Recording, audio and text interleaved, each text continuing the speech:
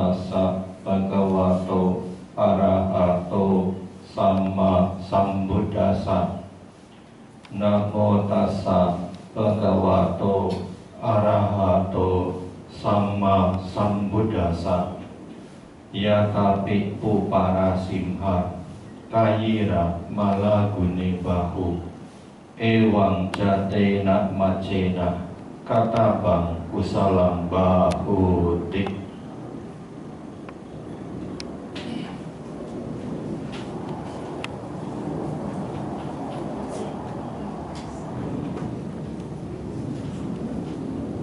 Para pengoramani pacarika, Bapak Ibu saudara sekalian, seperti biasa di hari Minggu pagi kita melakukan kebajikan sebagai umat Buddha, mengikuti kegiatan puja bakti, memberikan penghormatan kepada Tiratana Buddha Dhamma Sangha. Tidak cuma sekedar menambah kebajikan, tapi bagaimana apa yang kita lakukan ini juga menguatkan keyakinan kita kepada Buddha Dhamma Sangha. Makanya setiap kali ada kegiatan puja bakti, kesempatan yang baik adalah mendengarkan Dhamma. Bapak Ibu sekalian, mungkin kita pernah mengalami kehidupan kita ini selalu silih berganti. Sebentar kita bahagia, sebentar kita tidak bahagia. Sebentar kita senang, sebentar kita susah. Silih berganti terus menerus. Kadang ketika kita sedang bahagia, apa yang kita lakukan? Kita suka larut dalam kebahagiaan dan suka lupa diri. Seolah-olah kebahagiaan itu tidak ada akhirnya. Ketika kita mengalami ketidakbahagiaan, kita cenderung terpuruk, larut dalam kesedihan, frustasi, keputusasaan. Seolah-olah ketidakbahagiaan itu pun tidak ada akhirnya. Kadang ketika dalam kondisi sulit seperti ini, mungkin dalam benak kita muncul pemikiran berharap adanya dewa penolong, berharap adanya sosok yang bisa membantu. Bapak Ibu sekalian, itu kan yang sering terjadi dalam pemikiran masyarakat. Kalau secara tradisional dalam budaya masyarakat Tionghoa, ya, mereka tentu ketika ini terjadi suka pergi bertanya. Ketika keadaan sulit ini terjadi, mereka suka pergi bertanya ke tempat-tempat yang konon bisa memberikan bantuan dewa pertolongan. Beberapa orang mungkin menganjurkan, ya, beberapa orang mungkin menganjurkan, oh kalau masalahnya pengen cepat selesai, cobalah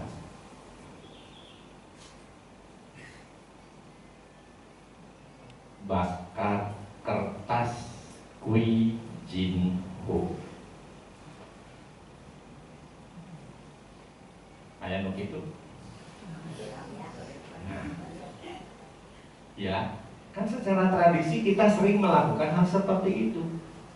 biar dapat dewa pertolongan, Kwijin atau Kwiren, ketika kita tanya sama beberapa orang, kalau memang pengen dapat pertolongan, bakarlah kertas Kwijin Ho. Kenapa? Karena umumnya kertas yang dibakar itu, Bapak Ibu sekalian, adalah kertas yang bergambar sosok-sosok dewa yang dianggap bisa memberi bantuan atau pertolongan. Ada yang gambarnya Kuan Im dengan segala model. Kuan Im ya, beda dengan Avalokiteswara. Jangan samakan Kuan Im dengan Avalokiteswara. Beda, itu sarua. Kuan Im ya Kuan Im, Avalokiteswara ya Avalokiteswara. Nah, Arab Jawa kan? Jadi beda, ya. Jadi jangan disamain. Konteksnya, konsepnya beda. Ya, nah Bapak Ibu sekalian, ada juga kertas itu gambarnya berwujud dewa pertolongan, dewa yang dapat memberi bantuan, Ulu Chaisen, 5 dewa keberuntungan. Karena dalam konteks budaya masyarakat Tionghoa, di 4 penjuru plus 1 tengah itu masing-masing ada dewa-dewa yang berkuasa dan dapat memberi bantuan atau pertolongan. Di utara dewanya siapa? Bisa memberi bantuan berupa apa? Di selatan ada juga. Di timur ada lagi. Spesialisasinya masing-masing ada. Ya, makanya kenapa kertas ini itu ada gambar-gambar seperti ininya. Termasuk nanti dewa yang di tengah itu juga punya spesialisasi, bisa memberi pertolongan berupa apa. Bisa dipahami? Ya, jadi ini secara budaya. Jadi kertasnya itu dibakar dengan pengharapan pertolongannya bisa segera datang, kesulitannya bisa segera berlalu.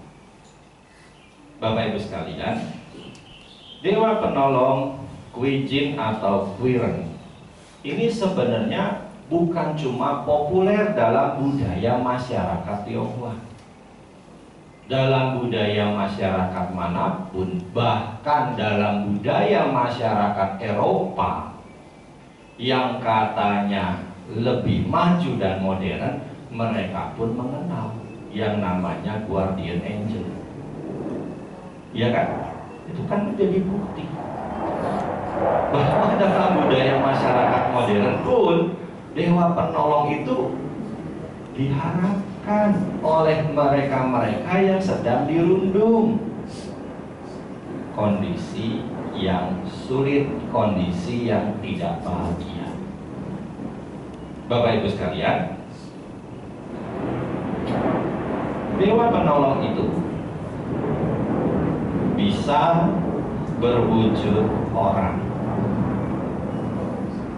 baik itu orang yang kita kenal maupun orang yang tidak kita kenal. Bisa juga dewa penolong itu berwujud sosok lain, sosok yang benar-benar adalah dewata. Mungkin kita pernah mengalami satu kondisi yang sangat sulit, pengen apa-apa gitu, kok rasanya susah. Tahu-tahu ada orang yang menawarkan bantuan. Ya, rek meuli tanu sapengki 1 hektar tuh kan sapengkinya. Sapengki maker pepelakan. Ya. Kita pikir sulit gitu, tapi ternyata jalannya ada.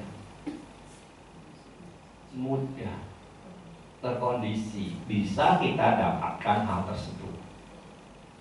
Ya, jadi hal-hal seperti ini sering kali terjadi dalam keseharian hidup kita.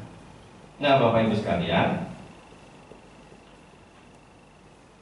secara tradisi ada sebuah cerita yang terjadi pada masa dinasti Han. Dinasti Han ini adalah dinasti yang cukup tua di Tiongkok, berkuasa selama hampir 400 tahun, dari sekitar 200 sebelum Masehi sampai dengan 200 sesudah Masehi. Ya, jadi kurang lebih ya hampir 400 tahun. Terbagi dalam 2 dinasti. Ada Han Barat, ada Han Timur. Nah, konon pada masa dinasti Han inilah agama Buddha masuk ke Tiongkok. Ya, waktu lalu pas saya ke Chungkwok, guide-nya itu cerita, kaisarnya itu ngimpi ketemu Sang Buddha. Maka karena penasaran, dia kemudian menyuruh prajuritnya melakukan perjalanan ke barat. Ya, melakukan perjalanan ke barat. Jadi umumnya memang begitu. Kalau dari Tiongkok mau ke India, nama perjalanannya ya pasti ke barat. Meskipun kalau kita memang melihat di peta, Tiongkok itu di utara, India itu di selatan. Tapi nggak bisa perjalanan itu dari utara ke selatan, karena ada Himalaya. Jadi itu bisa langsung tampil luhur teh ke handap. Ya, itu bisa langsung di luhur ke handap. Ada pegunungan Himalaya yang ketinggiannya 5.000, 6.000 meter di atas laut, yang puncaknya selalu tertutup salju. Jadi nggak bisa langsung. Makanya kenapa dari ibu kota kerajaan di Tiongkok itu selalu perjalanannya ke barat. Dari Loyang, ibu kota zaman dinasti apa, dari Chang'an atau Xi'an sekarang ibu kota dinasti apa, selalu perjalanannya ke barat, masuk lewat Asia Tengah.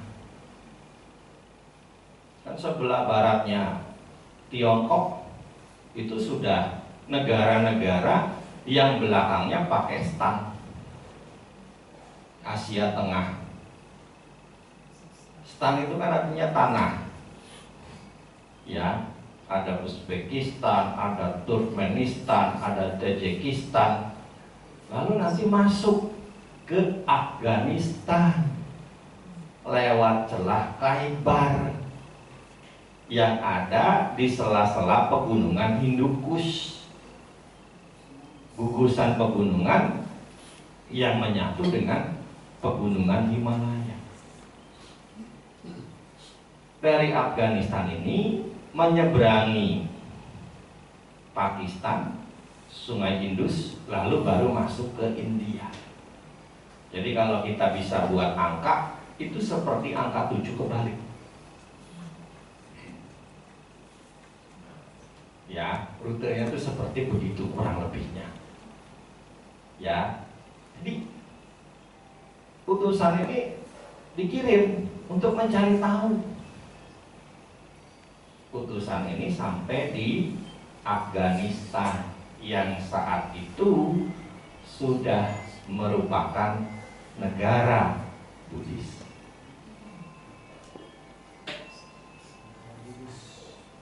Ya, jadi sebenarnya negara-negara yang belakangnya Pakistan itu dulu negara-negara yang mayoritas beragama Buddha. Makanya sampai hari ini kan peninggalan Buddhis banyak di sana. Stupa, reruntuhan wihara. Ya, banyak. Belakangan malah saya lihat di media sosial ada rombongan umat Buddha dari Malaysia itu melakukan Dharma Yatra ke Pakistan, mengunjungi beberapa wihara-wihara yang dibangun dari abad kedua sampai abad kelima Masehi. Banyak di sana, stupa-stupa gede-gede. Karena yang namanya Taksila, Gandhara, itu kan daerah-daerah yang sekarang secara wilayah berada di Pakistan dan Afghanistan. Taksila kan tempat orang-orang belajar pada masa itu, ya kan? Jiwaka belajarnya di mana? Di Taksila. Dari zaman Buddha itu sudah menjadi tempat orang-orang belajar berbagai pengetahuan. Nah, utusan kaisar ini ketemu dengan biku, dan bikunya ini kemudian diajak ke Tiongkok. Ya, hingga saat itulah kemudian agama Buddha mulai diterima oleh masyarakat Tiongkok. Jadi pada masa dinasti Han. Dan di Tiongkok agama Buddha mengalami akulturasi budaya dengan Taoisme dan Konfusianisme, dan terus berkembang sampai hari ini. Dan kalau kita merujuk kepada data statistik, umat Buddha di dunia kan kurang lebih 500 sampai 600 juta jiwa. 250 jutanya itu di Tiongkok. Ya, 250 juta jiwanya itu ada di Tiongkok. Ya kalau di kita kan cuma 1,8 sampai 2 juta umat Buddha. Saat itu ya, dari 2% kan sekarang tinggal 0,78, turun. Ya, makanya jangan pernah punya konsep keliru. Gak perlu ke wihara, yang penting berbuat baik. Itu karena nggak pernah ke wihara, nggak pernah mendengar dhamma, akhirnya nggak punya keyakinan kuat kepada Buddha Dhamma Sangha kan. Jadi pola pikirnya umat Buddha ini harus diubah. Banyak yang terpola dengan pandangan salah seperti itu. Iya kan? Lagi mana mau punya keyakinan yang kuat kepada Buddha Dhamma Sangha, orang nggak pernah ke wihara. Ya, makanya itu kalau yang gitu-gitu jangan lagi diyakini. Jadi umat Buddha ya harus ke wihara, belajar dhamma, biar keyakinannya kuat kepada Buddha Dhamma Sangha. Iya kan? Iya. Ya, selama ini kan kita itu dikonsep begitu. Ke wihara itu penting buat belajar dhamma. Ke wihara itu penting buat mendengarkan dhamma. Kan salah satu dari manfaat mendengar dhamma adalah membuat tahu yang tadinya tidak tahu, membuat paham yang tadinya tidak paham, membuat ragu, lenyap, dan keyakinan muncul dari mendengarkan khotbah dhamma, membuat pandangan salah tergantikan dengan pandangan benar dari mendengarkan khotbah dhamma. Ya, jadi makanya Ajak-ajak itu tetangga-tetangganya yang Buddhis yang nggak pernah ke wihara buat ikut ke wihara puja bakti, belajar dhamma, ya keyakinannya kepada Buddha Dhamma Sangha semakin kuat, tidak mudah goyah. Nah, Bapak Ibu sekalian, ada seorang anak pada zaman dinasti Han, namanya Tong Yong. Ya, dia hidup di kota Kiancheng. Dia sudah lama ditinggal oleh ibunya. Sekarang dia merawat ayahnya yang sudah tua dan juga sakit-sakitan. Setiap hari dia kerja serabutan untuk mendapatkan kecukupan makan dan juga obat buat ayahnya yang sakit. Selalu dia berusaha, kerja apapun dia lakukan. Tapi keadaan berkata lain. Dalam kesulitan, kekurangan, kemiskinan, akhirnya ayahnya pun meninggal dunia. Tidak ada uang sepeser pun yang dia miliki untuk melakukan upacara perkabungan dan pemakaman ayahnya. Tapi dia tidak kehilangan akal. Dia punya tenaga. Dia punya keinginan kuat, biar bagaimanapun ayahnya harus dimakamkan secara layak. Apa yang dia lakukan? Dia pergi ke pasar, di mana orang-orang banyak berkerumun melakukan jual beli. Di pasar dengan lantang dia mengatakan, aku menjual diriku. Siapapun yang mampu membeli diriku, maka aku akan melakukan apapun untuknya. Jadi jual diri maksudnya bersiap menjadikan dirinya itu sebagai budak. Bukan jual diri dalam konteks yang negatif. Ya, kan zaman dulu perbudakan itu banyak terjadi, bahkan sampai poe ayeuna ge aya keneh. Ya kan? Jadi itu dia lakukan. Dan dia menceritakan kenapa dia mau melakukan ini. Demi mendapatkan uang untuk upacara perkabungan dan pemakaman ayahnya. Banyak orang-orang yang menjadi hibah kepadanya. Ketika dia sedang melakukan ini, di pasar itu lewatlah orang kaya. Orang kaya ini berhati baik, mengetahui apa yang dilakukan oleh anak muda ini, dia pun membantu. Dia menyerahkan sekantong uang kepada pemuda ini.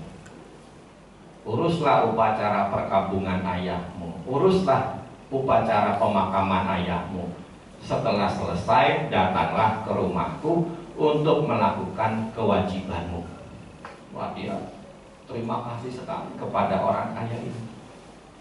Ya, lalu dia pun bergegas dengan uang yang sudah diberikan oleh orang kaya itu melakukan upacara perkabungan buat ayahnya. Kalau zaman dulu kan perkabungan itu lama, 3 tahun itu minimal. Iya kan? Zaman dulu itu.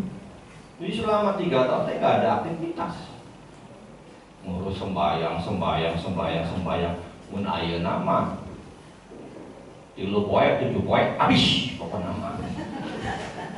Ya kadang-kadang begitu kan? Patidana berapa hari? 3 hari, 7 hari habis bante. Nah, rupiah.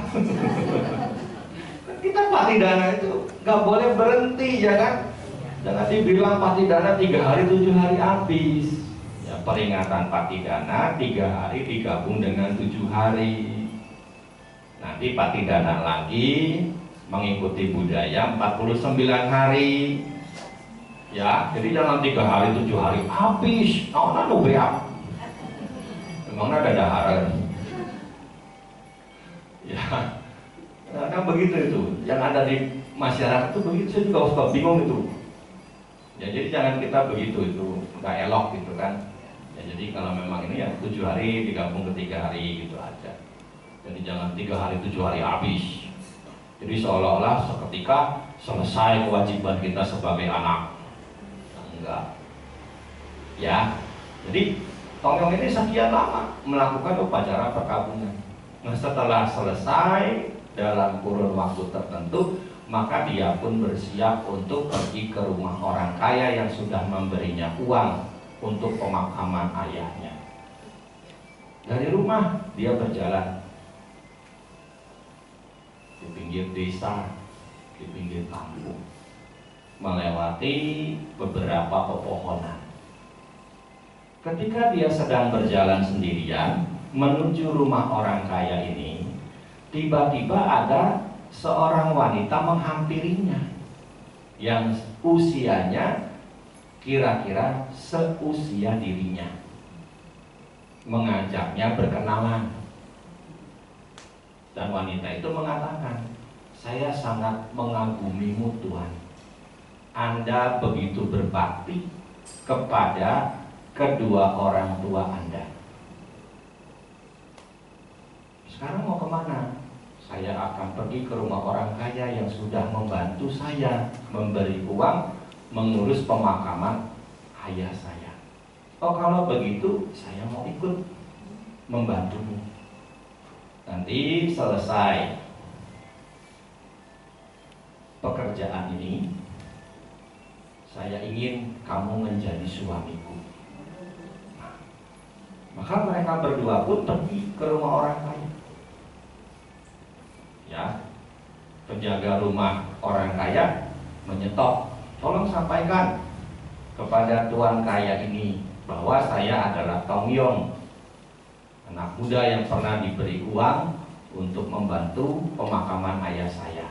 Sekarang saya siap bekerja di rumah ini. Apapun tugas yang diberikan oleh tuan kaya ini, saya siap menjalankannya." Nah, Bapak Ibu sekalian, orang kaya itu kemudian ketemu dengan Tongyong, dan orang kaya itu memberi tugas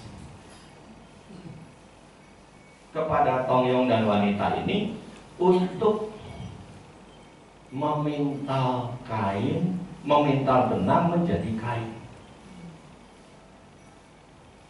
Ya, memintal benang jadi kain. Banyak. Kira-kira 300 gulungan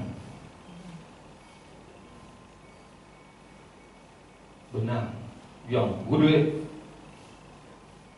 untuk dipintal dijadikan kain. Dikasih waktu, harus selesai dalam kurun waktu 3 bulan.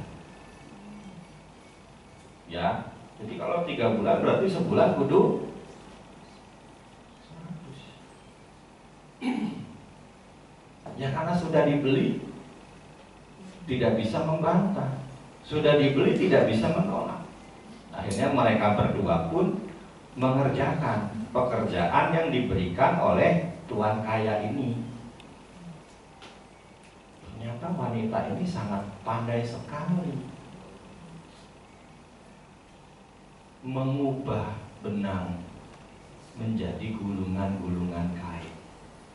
Target yang diberikan 3 bulan harus selesai, ternyata dalam kurun waktu 1 bulan sudah beres. Ya, Tongyong menghadap lagi orang kaya. "Sudah selesai Tuhan." "Ih, hebat sekali. Apakah ada pekerjaan lain?" "Sudah selesai. Upah yang aku berikan kepadamu sesuai dengan pekerjaan yang sudah kamu lakukan sekarang. Silakan kamu boleh pergi."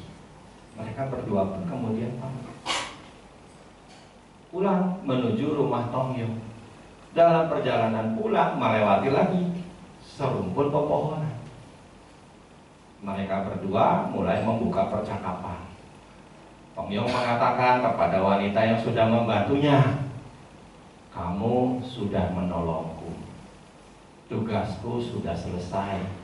Gimana kalau sekarang kita mengucap sumpah? Kan kamu mengatakan bersedia menjadi istriku. Ya, belum selesai Tong Yong berkata-kata lagi, tiba-tiba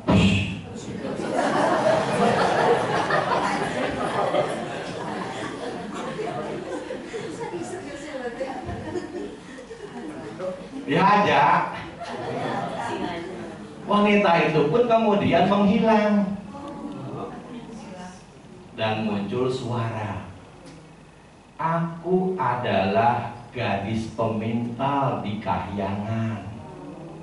Dewa-dewa tersentuh dengan perbuatanmu yang begitu bakti kepada ayahmu.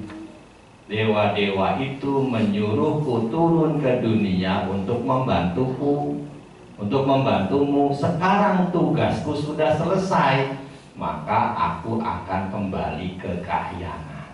Kan dewa nggak makanya wush gitu kan.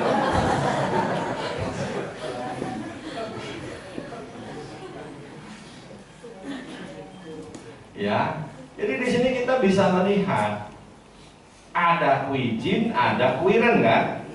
Kwirennya siapa? Orang kaya. Kwijinnya siapa? Dewi pemintal. Ya, jadi ini dikenal atau tidak? Tidak. Ya kan? Itu aku bukan si Tong yang menjalan mabeng harna.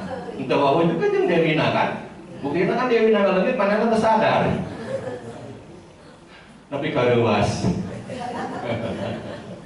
Ya, jadi itu. Apa yang menggerakkan? Bakti, perbuatan baik seorang anak kepada orang tuanya. Ya makanya dalam budaya masyarakat Tionghoa kan terkenal ada 24 kisah anak berbakti. Pernah ada belum? Hah? Tara Maca? Ya, 24 kisah anak berbakti. Ya, coba nanti kalau Bapak Ibu ke Grand Heaven yang di Pluit itu, jangan langsung naik ke parkiran atas, turun di bawah ke taman yang sebelah kiri. Kan biasa kita langsung naik parkir lantai 8. Ya, turun di situ, di dekat lobi di depan, terus jalan ke kiri. Di situ kan ada taman tuh. Hah?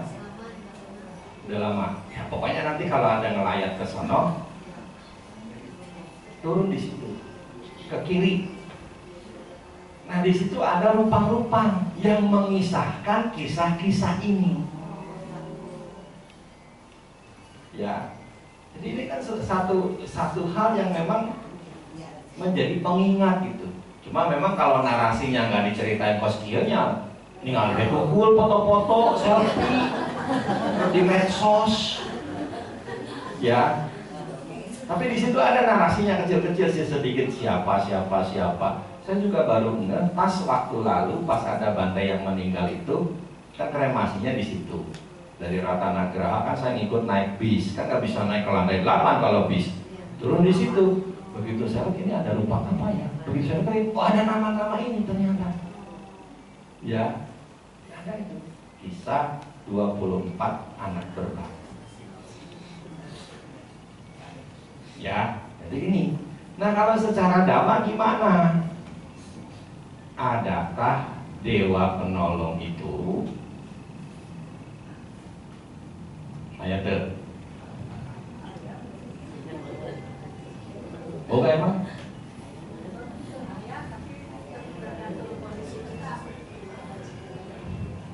Merujuk kepada Wimana waktu, Bapak Ibu sekalian, sebenarnya di setiap tempat yang kita temui di setiap tempat yang kita kunjungi itu ada yang namanya Watu Dewata. Dewa penunggu tempat. Ya, jadi kalau dalam budaya orang Tionghoa kita menyebutnya Fakung.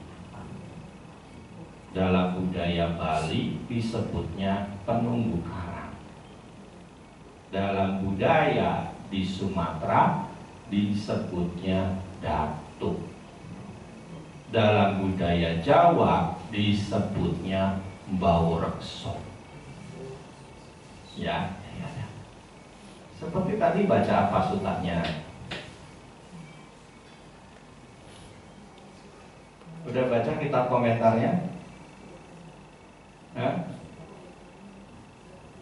Kenapa perdebatan tentang berkah itu memakan waktu sampai 12 tahun baru menemukan definisi manggala? Itu kan perdebatannya dari alam manusia yang didengar oleh dewa-dewa penjaga manusia, Araka Dewata atau Watu Dewata. Kenapa? Karena mereka berada di sekitar kita. Makanya jadi orang tuh jangan sok pasias ya. Kedewanan dia dewas jika tadi. Ya. Kenapa? Karena memberi pengaruh. Ya, memberi pengaruh. Ya kan itu. Perdebatan ini kan dari alam manusia naik ke alam dewa-dewa penjaga manusia. Dari alam dewa penjaga manusia naik ke alam Catur Maharajika Dewa. Dari Catur Maharajika Dewa naik ke Tawatingsa. Dari Tawatingsa naik lagi ke Yama. Dari Yama naik lagi ke Tusita. Terus sampai ke alam Brahma Akanita kan. Kemudian turun lagi ke alam Tawatingsa. Ditanyakan kepada Dewa Saka, apa itu manggala? Ya, Dewa Saka menanyakan, dari mana perdebatan ini bermula? Ditelaah lagi turun tuh akhirnya. Ternyata dari alam manusia. Di mana Sang Buddha berada? Di alam manusia. Kenapa? Kalau ada cahaya yang terang, pergi malam-malam cuma nyari kunang-kunang. Ya. Jadi Dewa Saka itu kenapa ditanya seperti ini gitu? Ibaratnya kan pertanyaannya dari alam manusia. Ada cahaya terang, Sang Buddha. Kenapa nanyanya sama kunang-kunang? Kunang-kunang itu umpama Dewa Saka mengumpamakan dirinya. Jadi lebih terang Sang Buddha daripada kunang-kunang. Lebih terang Sang Buddha daripada Dewa Saka. Karena Dewa Saka mengumpamakan dirinya seperti kunang-kunang. Sang Buddha itu seperti cahaya yang terang. Ya, jadi ternyata proses ini, konsep ini ada. Ya, Watu Dewata. Nah, kalau dalam budaya masyarakat, kadang-kadang Bapak Ibu sekalian, ketika periode yang lalu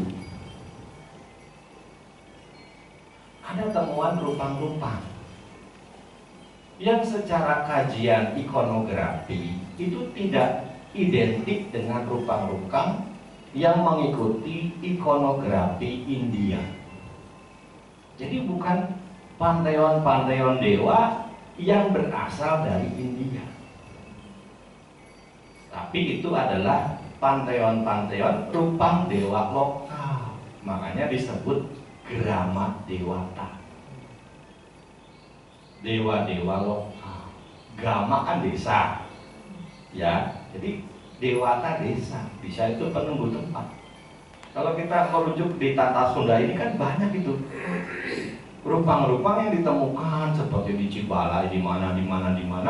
Ketika kita ditelaah, dewa apa ini? Ada enggak kajian ikonografinya merujuk ke budaya India kuno? Oh, ternyata enggak ada. Jadi diputuskan ini adalah Grama Dewata, Dewata lokal. Ya, Watu Dewata tadi. Kalau kita menelaah suta-suta lain, banyak kasus di mana sebenarnya murid-murid Sang Buddha itu didatengin oleh dewa. Diajak ngobrol, dikasih tahu, dibicarakan. Ya, dikasih tahu. Yang sederhana. Siapa umat Buddha yang kaya di zaman Sang Buddha? Nah, kan dari awal Anathapindika itu sudah punya kuicing.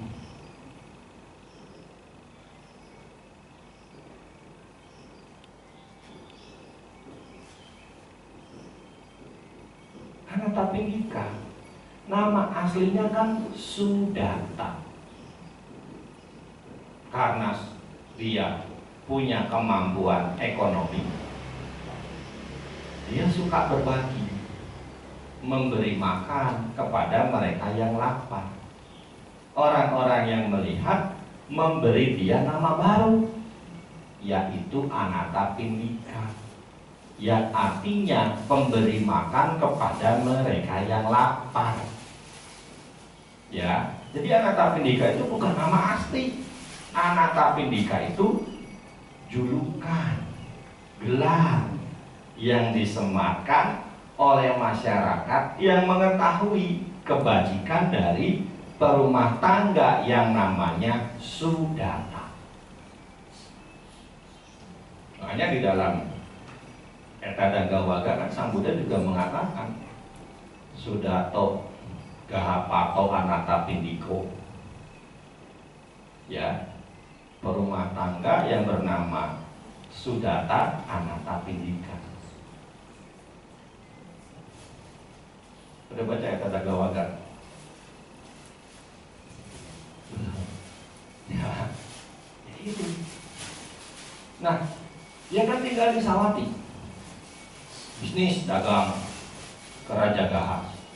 Kalau di Rajagaha kan dia suka nginep di sepupunya, kadang juga disebutkan di rumah iparnya.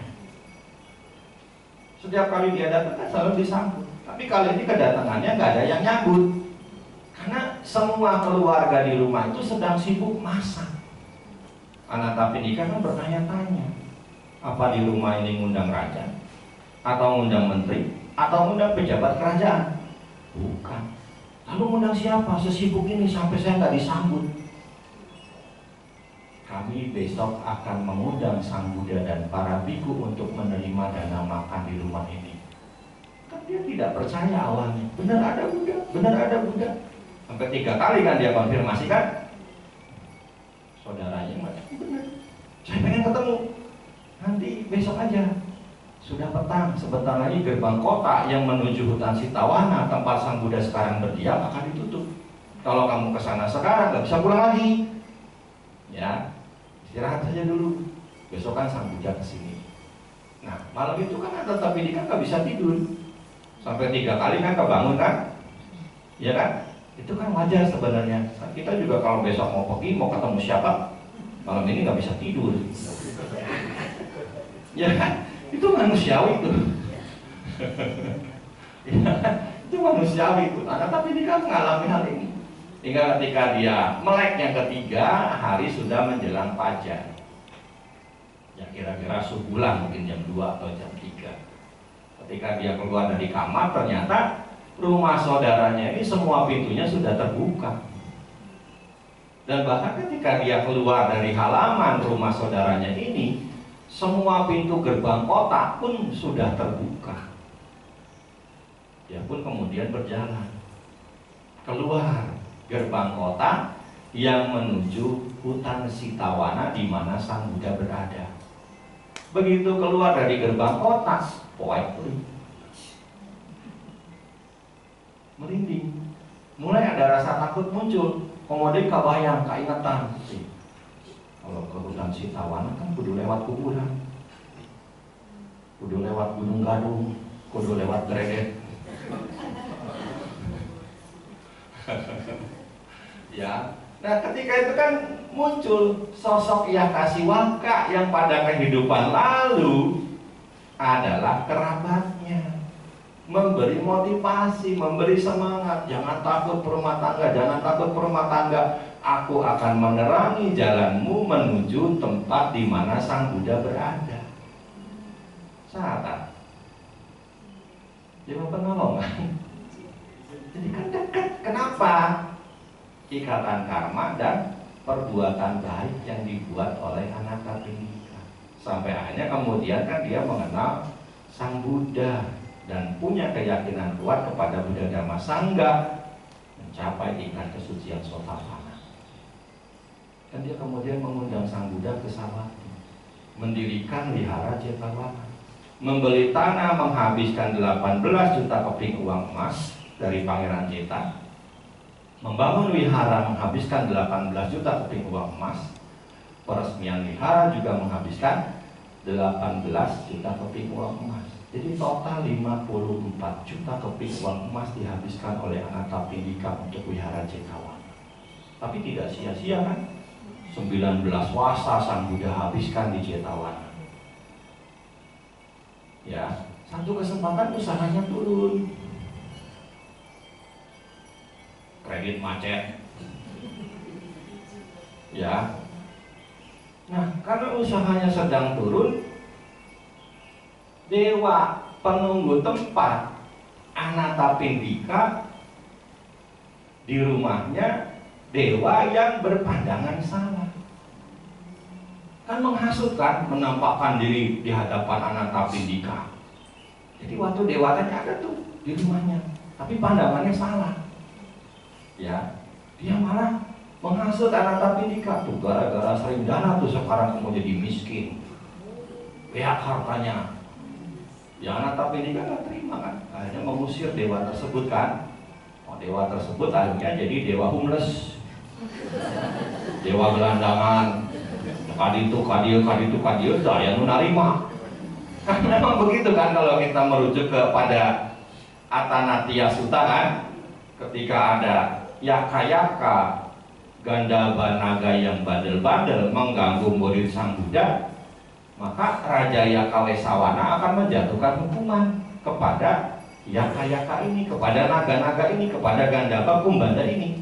Apa salah satunya? Gak bakal dapat tempat tinggal. Dari 5 hukuman yang dijatuhkan itu, ya, pernah baca kan Atanatya Sutta, ya, Atanatya Sutta.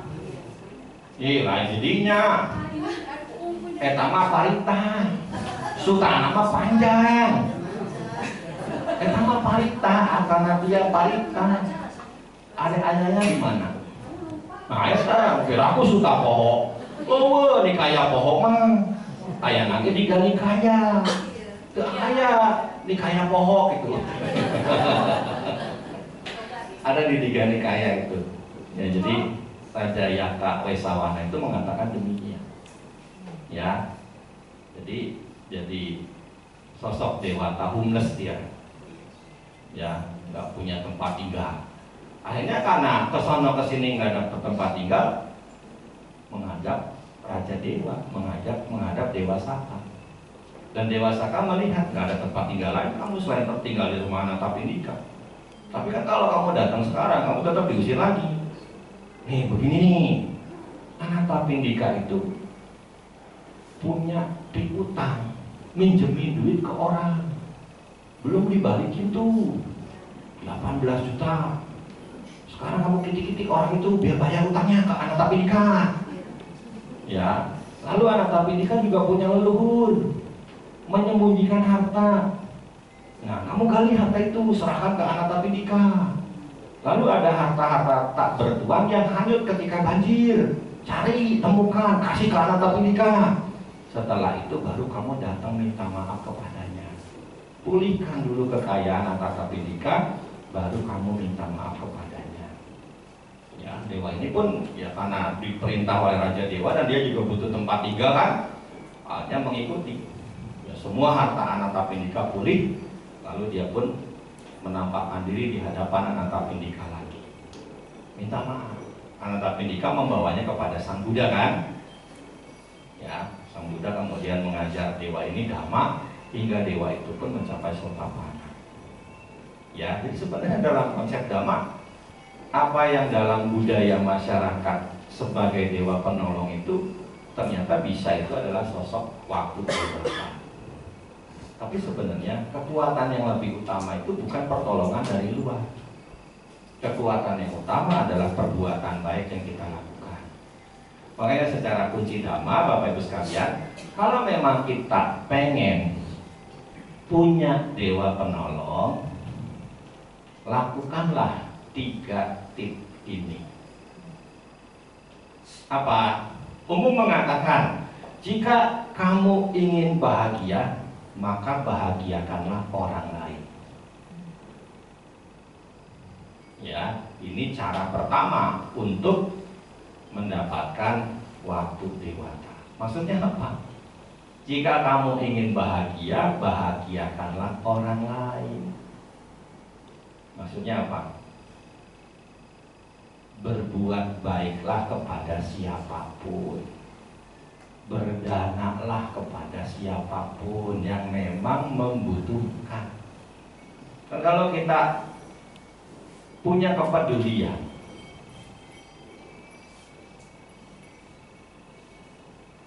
kedermawanan itu menjadi watak. Begitu melihat orang yang kesulitan, pasti kita akan mengulurkan bantuan tanpa harus diminta. Kenapa? Karena kita tahu ada orang kesulitan dan pasti dia ingin terbantu. Ya. Nah, kalau kita ingin bahagia, bahagiakanlah orang lain. Dengan kita berlaku seperti ini, kita sudah membuat dewa penolong buat diri kita sendiri yang pertama. Nah, yang kedua, jika ingin ketemu dewa, bertemanlah dengan para dewa. Bertemanlah dengan orang-orang yang baik,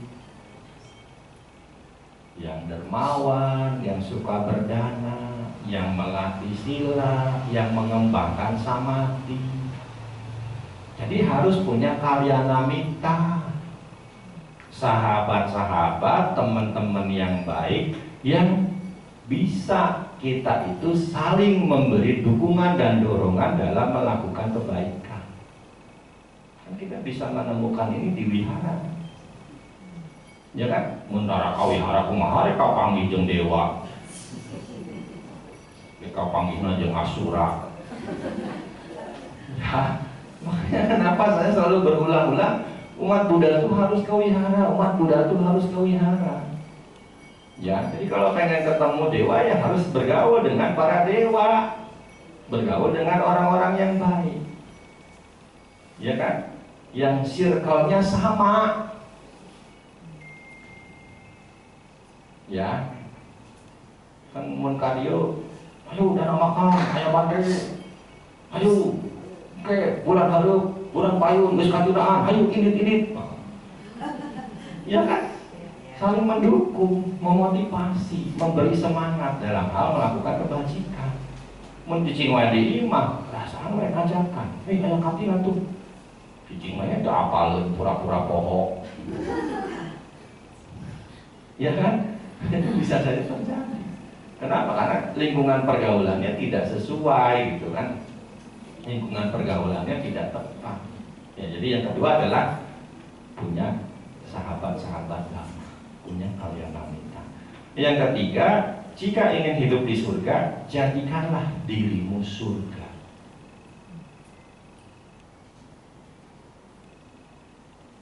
Apa? Nah, salah satunya dicerminkan dengan selalu bersyukur. Ya kan? Merasa puas, santuti. Coba baca Karana Metta Sutta bait pertama. Ya? Inilah yang harus dikerjakan oleh ia yang tangkas dalam kebaikan.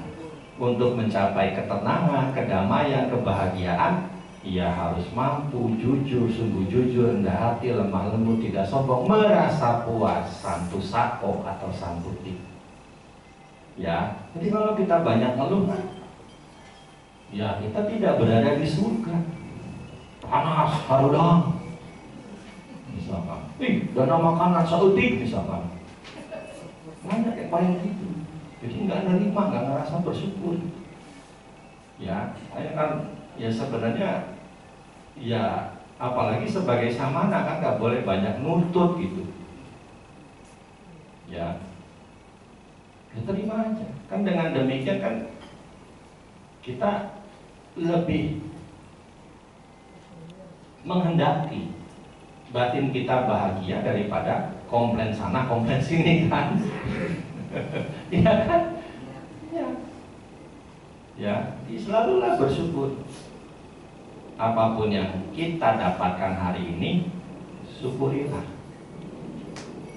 Ya, kalau memang mau lebih, ya besok harus berjuang lebih lagi.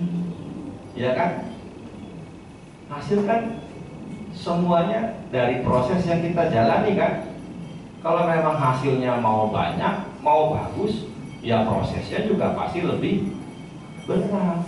Ya kan, lebih banyak, lebih capek. Ya.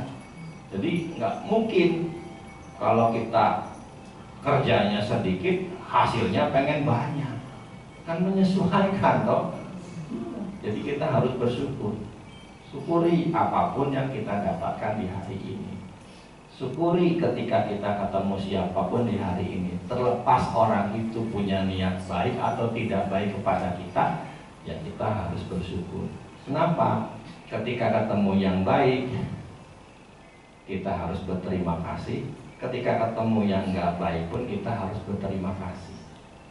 Karena dua-duanya memberikan pengalaman dan pelajaran. Iya kan? Iya. Yang baik memberikan kita rasa syukur yang baik, yang tidak baik memberikan rasa syukur kepada kita untuk melatih kesabaran. Ya. Jadi inilah kunci kalau memang kita ingin menemukan dewa penolong dalam hidup kita. Jadi gemar berdana, ya, punya sahabat yang baik, dan juga santuti bersyukur. Ya, di dalam Dhammapada disebutkan, ya tapipu para simha kayira malagune bahu ewang jatena macena kata bangku salam bahu. Seperti dari setumpuk bunga dapat dibuat banyak karangan bunga, demikian pula hendaknya banyak kebajikan yang dapat dilakukan oleh manusia di dunia ini. Ya, semoga apa yang disampaikan menambah wawasan keyakinan, bermanfaat dan dapat dipraktikkan dalam keseharian.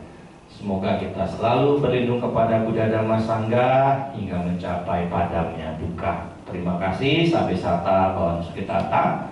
Semoga semua makhluk hidup berbahagia. Sadu, sadu, sadu.